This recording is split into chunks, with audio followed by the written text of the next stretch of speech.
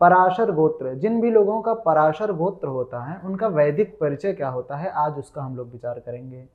सबसे पहले तो आप ये समझिए हम लोग का जो गोत्र होता है उसका मतलब क्या होता है।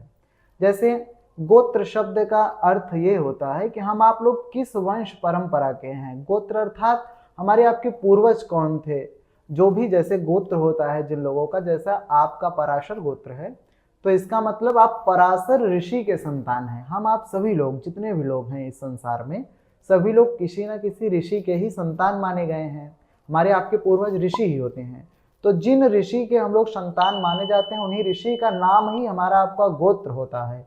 उनके बताए गए नियम ही जो है वैदिक परिचय हमारे आपके कहलाते हैं। जैसे हमारे आपके वेद क्या है, हमारी आपकी शाखा क्या है, हमारे आपके प्रवर क्या है, हमारे आपकी इष्ट देवता कौन है, इन सब का विचार आज हम लोग करेंगे कि पराशर गोत्र जिनका जिनका होता है उनका वेद आदि क्या है।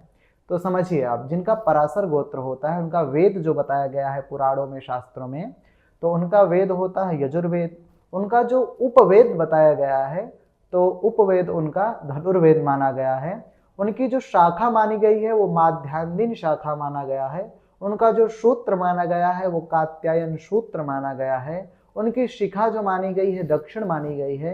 उनका पाद अर्थात उनका पाद जो माना गया है वो दक्षिण पाद माना गया है। दक्षिण पाद अर्थात कई बार हम लोग कोई श्रेष्ठ कार्य करने के लिए निकलते हैं, शुभ कर्म करने के लिए निकलते हैं, जो पूर्ण होना बहुत अति आवश्यक होता है, उसका होना बहुत आवश्यक होता है। तो आपके लिए जो पैर है, दोनों पैर, इनमें शुभ पैर दाहिना पैर माना गया है। कोई भी आप अच्छे कार्य के लिए निकलें तो हमेशा तो ध्यान रखें कि हमेशा पहले अपना दाहिना पैर आगे निकालें, जरूर वह कार्य आपका सिद्ध होगा। आने वाले संकट आपको प्रभावी नहीं करेंगे, ठीक है। तो आपका दक्षिण पाद शुभ माना गया है। फिर उसके बाद आता है हमारे आपका जो इष्ट देवता होते हैं। तो जैसे हम लोग कई बार परेशान रहते हैं, कोई भी कार्य सिद्ध नहीं होता रहता है, परिवार में बहुत सारी समस्याएं चलती रहती हैं, कार्य व्यवसाय में उन्नति नहीं होती रहती, और हम लोग तरह तरह के भगवान को पूजते रहते हैं। आज हनुमान जी को, कल दुर्गा माता को, परसों शिव जी को, तो ऐसे मतलब प्रतिदिन हम लोग भगवान बदलते रहते हैं। तो हम आप सभी के ऋषियों के द्वारा ही बताए गए हैं कि हमारे आपके इष्ट देवता कौन होते हैं। तो जिन लोगों का पराशर गोत्र होता है उनके इष्ट देवता पुराणों में बताए गए हैं। उनके इष्ट देवता भगवान शिव माने गए हैं।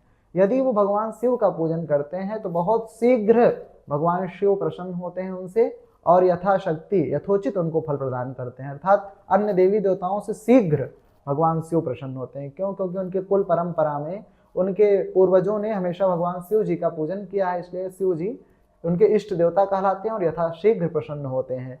फिर इसके बाद बताया गया है छंद क्या होता है इन लोग का। तो छंद इनका त्रिष्टुप छंद माना गया है। इनका प्रवर कौन है? तो इनके त्रिप्रवर हैं। कौन कौन से?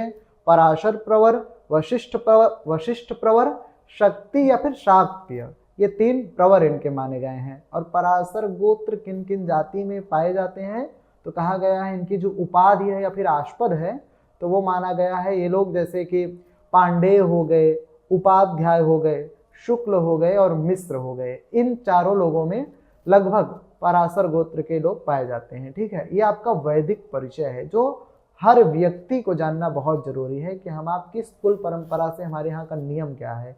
तो हमने आपको बताया ना क्रम से, जो आपके वंशज अर्थात आपके पूर्वजों की जो परंपरा है उसको हमने बता दिया है। और आपके जानने वाले जितने भी पराशर गोत्र के हैं उनको ये वीडियो जरूर शेयर करें, उनको बोल दें कि यह लिख कर रखें, पीढ़ी दर पीढ़ी इसे ज्ञात होना चाहिए। आप हमारे साथ ऐसे ही बने रहें, आपको हमेशा ज्योतिष से संबंधित, सनातन धर्म से संबंधित अच्छी अच्छी जानकारी प्राप्त होती रहेगी। हर हर महादेव, जय विश्वनाथ।